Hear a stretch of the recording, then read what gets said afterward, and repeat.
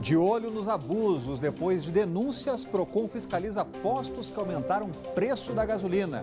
Fique atento, o trânsito por baixo do viaduto da estrada de Taguatinga, pela EPTG, vai ser fechado no sábado. Caso Marinésio, o Ministério Público denuncia assassino confesso por feminicídio de Letícia Curado. E mais, em Santa Maria, ladrões invadem casa e um deles quase é linchado. Uma boa noite a você, eu sou Rodrigo Orengo e está começando agora o Band Cidade, segunda edição.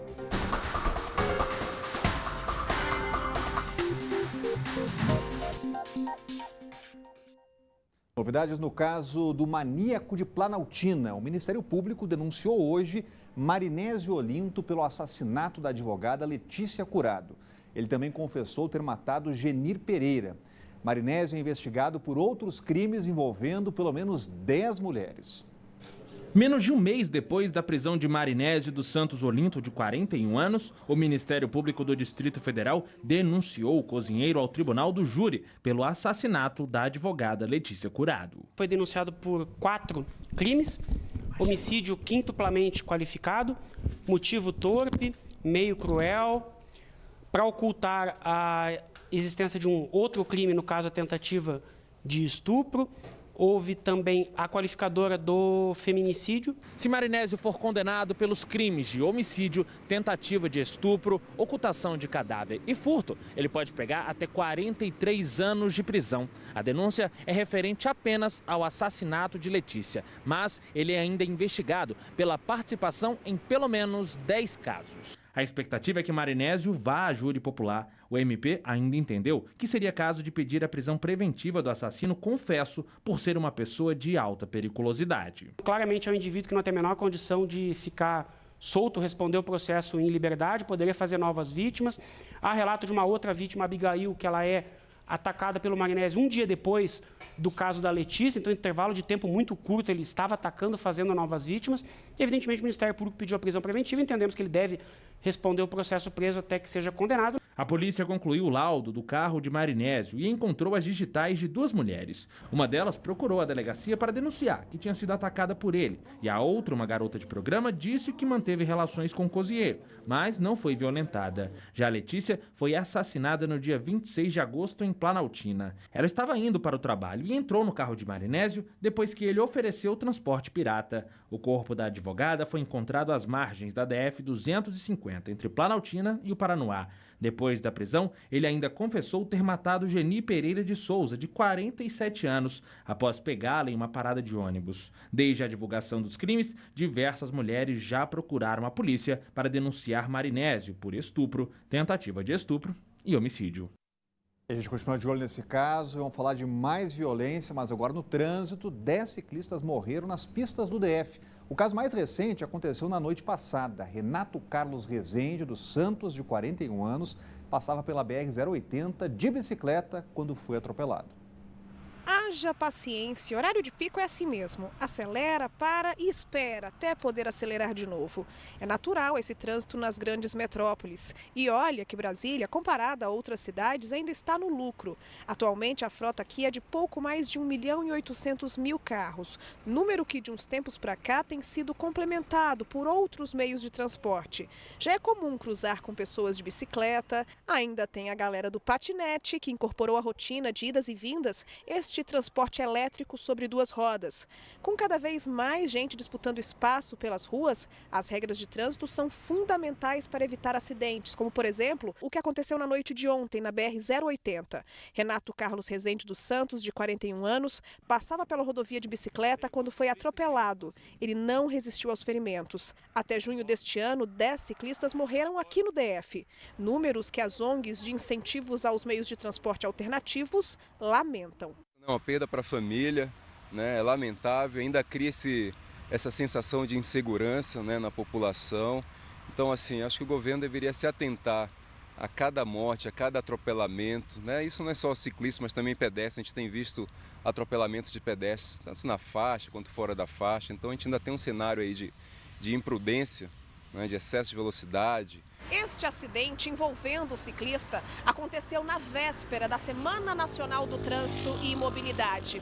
Até o próximo dia 25, o Detran vai realizar atividades com o objetivo de conscientizar sobre a importância de obedecer às leis e garantir a segurança nas ruas, ou seja, com o intuito de valorizar a vida. Porque, é claro, quando ocorre uma morte, algumas pessoas ficam temerosas e deixam de apostar em novas maneiras de se locomover. Os dados de locação das amarelinhas, as bicicletas para aluguel, provam isso. Em 2018, 3.500 pessoas aderiram ao serviço. No mesmo mês este ano, o número de aluguéis caiu para 1.600 adesões. Mesmo com a redução, tem quem ainda prefira o modelo de transporte mais sustentável e saudável. É uma alternativa muito melhor, né? Você evita o trânsito, é mais saudável, vai curtindo a natureza e tal. É bem melhor você estar com a sua consciência limpa, né? Poder pegar a bicicleta, não usar o carro no dia a dia, né? Poder usar só quando você tiver que fazer um caminho mais longo. Afinal de contas, o trânsito é responsabilidade de todos. A regrinha do maior ser responsável pela segurança do menor torna a convivência nas ruas cada vez mais harmoniosa.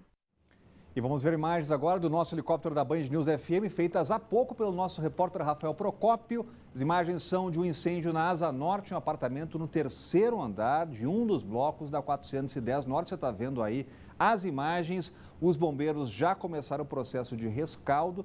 3 pessoas moram no apartamento, mas não estavam no local. Até agora, um gato foi resgatado e 2 estão sendo procurados. Você vê a fumaça, a equipe do Corpo de Bombeiros. E agora já as imagens do trânsito. Vamos rodar aqui com as imagens do DR. Começando pela Ponte JK, teve acidente mais cedo, estava tudo parado. Agora já tem um trânsito fluindo melhor, mas a pista da direita está bem complicada ali no acesso à Ponte JK. Então, meu amigo, se você conseguir, não saiu do trabalho, vai sair. Pegue lá pela Ponte Costa e Silva, o Ponte das Garças, para evitar esse trânsito. Girando nossas câmeras do DR, agora no Lago Norte, entrada do Lago Norte, o trânsito está fluindo bem, sem problemas. Vamos lá, mais uma câmera do DR aqui, lá na Épia Norte, também sem problemas. Na subida do Colorado, hoje está até mais tranquilo, hein? Está até mais tranquilo na subida do Colorado. Geralmente, essa via aqui está sempre congestionada, hoje está fluindo melhor. Problema mesmo lá na Ponte JK agora. E vamos para a IPTG para fechar nosso giro. Aí muito movimento, mas você está vendo que o trânsito está fluindo por enquanto, sem aquele congestionamento de carros, claro, carros parados. Agora os carros estão andando na velocidade da via, pelo que a gente está vendo, a gente continua monitorando o trânsito aqui no Band Cidade. Olha, em meio à crise internacional do petróleo, a Petrobras, por enquanto, segura o preço dos combustíveis no Brasil. Mas aqui no DF, os postos aumentaram o preço da gasolina em pelo menos 20 centavos. Hoje, o Procon notificou os postos que estão cobrando mais de R$ 4,22 pelo litro da gasolina.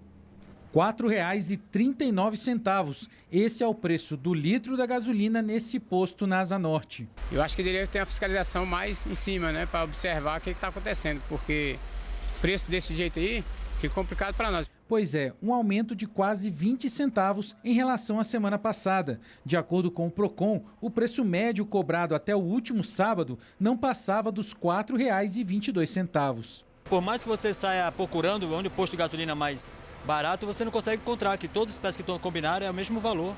Então você está se sujeitando a esse valor abusivo, né? Em meio à crise internacional, que começou devido a um ataque terrorista na Arábia Saudita, o governo brasileiro já disse que não é para os donos de postos aumentarem o preço da gasolina. Mas eles alegam que o novo aumento ocorreu devido a um reajuste feito nas refinarias em agosto. Nessa quarta-feira, o Procon fez uma ação em postos de gasolina para coibir a prática. Recebeu algumas denúncias de alguns consumidores que nos repassaram que em alguns postos, de algumas localidades, já estava com uma elevação bem acentuada do preço da gasolina e do diesel. A gente está passando em diversos postos da cidade, não só aqui no plano piloto, mas nas regiões administrativas, estamos notificando os postos para que apresentem justificativa, documentação e planilha de custos com notas fiscais desde o mês de julho para agora, porque aí assim a gente vai poder acompanhar de perto aí essa variação dos preços. Todos os postos que estiverem cobrando mais de R$ 4,22 pelo litro da gasolina serão notificados pelo PROCON.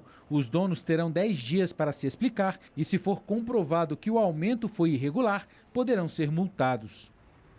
Atenção você motorista, o trânsito por baixo do viaduto da IPTG e da Estrada Parque Contorno, na entrada de Taguatinga, vai ser totalmente interditado no fim de semana para obras de alargamento. Em média, 120 mil carros passam por lá todos os dias. O bloqueio vai ser das 6 da manhã de sábado até as 6 da manhã de domingo e as obras de alargamento do viaduto foram retomadas em julho. Atualmente, os 2 viadutos têm 60 metros de extensão. Depois da conclusão do serviço, vão ser 11 faixas para circulação, sentido, inclusive sendo 5 sentido plano piloto e 4 do sentido de Taguatinga, além de 2 faixas centrais para ônibus com largura de 4 metros. E o Senado rejeitou mudanças polêmicas na mini-reforma eleitoral. Agora os deputados debatem a proposta e é o assunto de hoje do Cláudio Berto. Olha, foi uma vitória da cidadania. Sob pressão da opinião pública, o Senado Federal não referendou aquele projeto aprovado na Câmara, que é a mais ousada investida dos políticos contra os cofres públicos na história, por meio de uma mini-reforma eleitoral que pretendia não apenas arrombar os cofres do Tesouro Nacional, tirando 3 bilhões e 700 milhões de reais para financiar, gastar, bancar as suas campanhas políticas, como também nos obrigava a pagar advogados para os políticos que nos roubam. Eles também querem que o suado dinheiro dos nossos impostos seja usado para comprar imóveis, automóveis e até aviões, para que eles possam usar à vontade. Um deboche completo. Os senadores não aprovaram isso, mas o perigo não acabou. O projeto volta para a Câmara, que pode novamente aprovar esse conjunto impressionante de assintes contra o cidadão. Caso, é claro, o Rodrigo Maia, presidente da Câmara, continue omisso como está nessa questão. E aí restará ao presidente da República a decisão de vetar ou sancionar esse monstrengo. A pressão dos cidadãos é essencial, continua essencial para sepultar de vez tudo isso. A gente continua falando de economia, de dinheiro, porque depois de atingir o maior patamar do ano, no mês de julho, o total de famílias brasilienses endividadas registrou leve queda em agosto. É o que mostra a pesquisa divulgada pela FEComércio. O número caiu de quase 800 mil em julho para pouco mais de 795 mil famílias endividadas em agosto no Distrito Federal, uma queda de 0,8%. No mesmo período, as famílias com contas em atraso também diminuíram. Segundo a FEComércio, responsável pela pesquisa, quase 91% das dívidas têm relação com o cartão de crédito. 29% dos entrevistados disseram que metade do orçamento familiar é destinado para o pagamento de cheque predatado, cartões de crédito, fiados, carnês, empréstimos, compra de imóvel e prestação de carro e seguro. Entre os inadimplentes, 37% dizem ter condições de pagar totalmente a dívida, 60% têm condições parciais, 2% não souberam responder e 1% não tem condição. Em comparação a agosto do ano passado, houve aumento de 2,6% na quantidade de famílias endividadas. E começa amanhã a 7ª edição da Fest Flor, o evento que vai até domingo no pavilhão do Parque da Cidade, leva ao público o melhor da produção de flores e plantas aqui no DF e o melhor, a entrada de graça.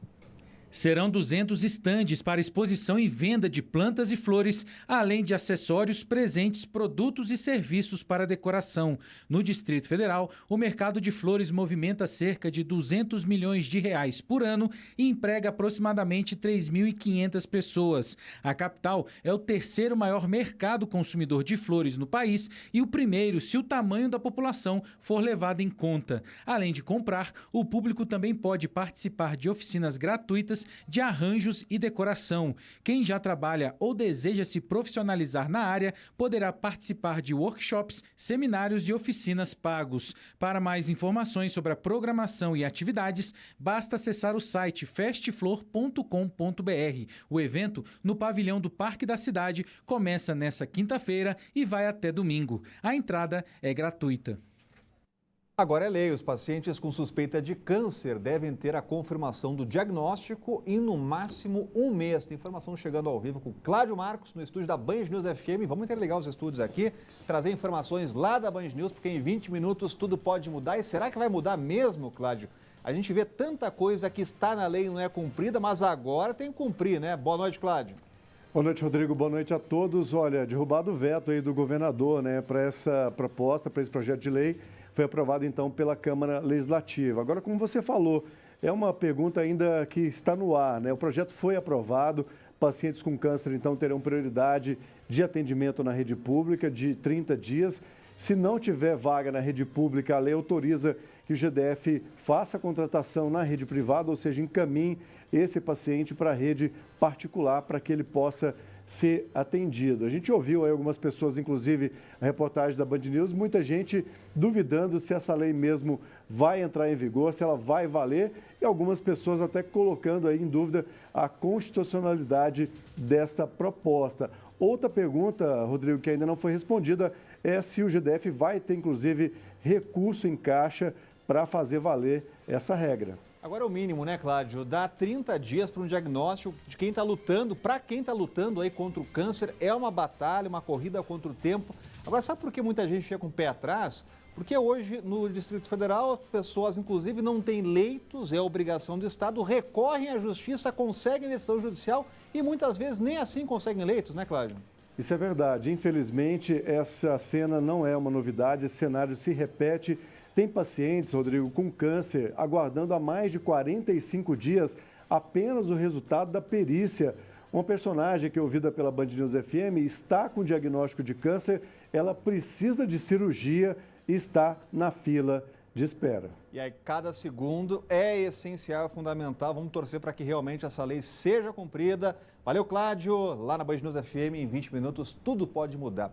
Agora, atenção, você que gosta de correr. Vem aí mais uma edição da Pink for Life Run, que justamente trata do assunto câncer, prevenção do câncer de mama, a corrida de rua só para mulheres. E o evento é promovido aqui pela TV Band Brasília e também pela Rádio Band News. Vai ser no dia 5 de outubro, no Bosque do Sudoeste. Já é uma tradição, é uma corrida para alertar sobre o câncer de mama e as inscrições para a corrida já estão abertas e podem ser feitas aqui, ó, nesse site está aparecendo, centraldacorrida.com.br/Pink for Life Run 2019. Não perca essa oportunidade. Olha que dica bacana. Amanhã, o jornalista Lourival Santana lança o terceiro livro dele. É o Minha Guerra contra o Medo, o que o risco de morte ensina sobre a vida. O lançamento vai ser na Livraria Cultura do Casa Park Shopping a partir das 7 horas da noite. O jornalista aproveitou para gravar um vídeo de convite especial para você, telespectador aqui do Band Cidade. Confira aí. Pois é, Minha Guerra contra o Medo, que o risco de morte ensina sobre a vida, é o meu terceiro livro. Nele eu conto as minhas coberturas de guerras nos últimos 20 anos, Afeganistão, Iraque, Líbano, Ossétia, Líbia, Síria e outras coberturas desafiadoras do ponto de vista das emoções, como Coreia do Norte, Irã, Haiti. Tiro conclusões sobre o funcionamento do medo e da coragem e proponho 7 passos de como lidar com o medo, essa força dominante na nossa sociedade. Eu espero você lá. E veja a seguir, a seca sem fim, já são 107 dias sem chuva. E veja imagens agora também da nossa ponte JK. O trânsito já está um pouco melhor, viu? Ali na saída, na subida do Jardim Botânico, depois de justamente um acidente que parou o trânsito na JK. A gente continua de olho, não saia daí, a gente está voltando já. Olha, o calor continua castigando, como o pessoal gosta de falar, um calor da moléstia. O Distrito Federal teve mais um dia quente e, segundo o Instituto Nacional de Meteorologia, a máxima hoje chegou a 34,6%. Aliás, 6 graus, né? A umidade relativa do ar que chegou a 14% na região central e já são 107 dias sem chuva. Por isso, é preciso tomar alguns cuidados nessa época do ano.